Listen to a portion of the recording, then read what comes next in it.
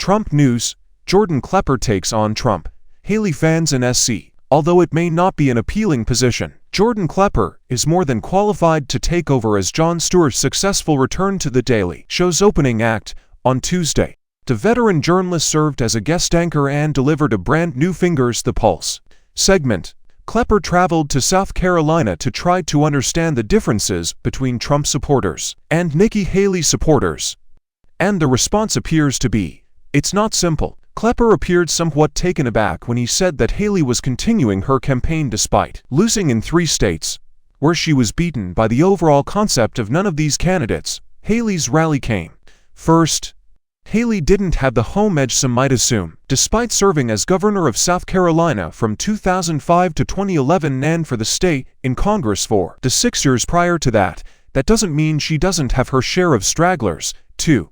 One man refused to allow poll statistics dampen his enthusiasm for 52-year-old Haley, even though she has nearly no chance of challenging Trump for the GOP presidential nomination. I'm not an expert when it comes to figures, he informed Klepper.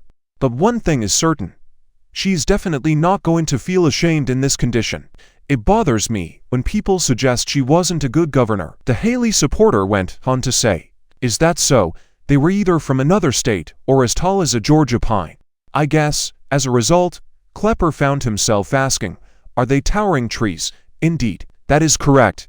A second voter said that simply to stop Trump was the primary motivation for supporting Team Nikki. He believes that Trump might be unable to run at all if Haley continues her resistance until the RNC. Klepper merely wanted to know one thing.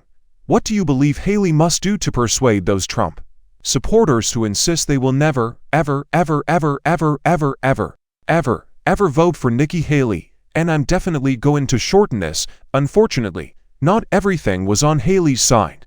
Klepper arrived at a Trump rally in South Carolina and immediately noticed that it was teeming with ardent MAGA supporters who held strong views regarding their previous governor, whom they branded a fascist and a false Republican. Klepper found that the majority of Trump supporters, despite their apparent contempt for Nazis, appeared indifferent to the former president's declaration that, if taking office again, he intends to behave dictatorially from the very first day. A woman said, "That's what we need."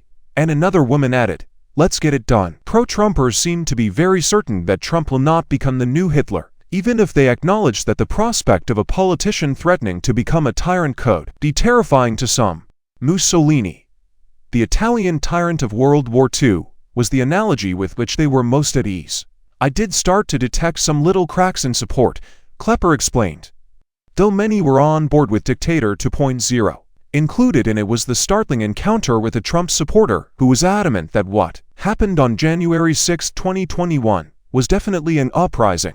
She informed Klepper that she had been at the Capitol that day and had served 60 days in prison as a result, so she should know.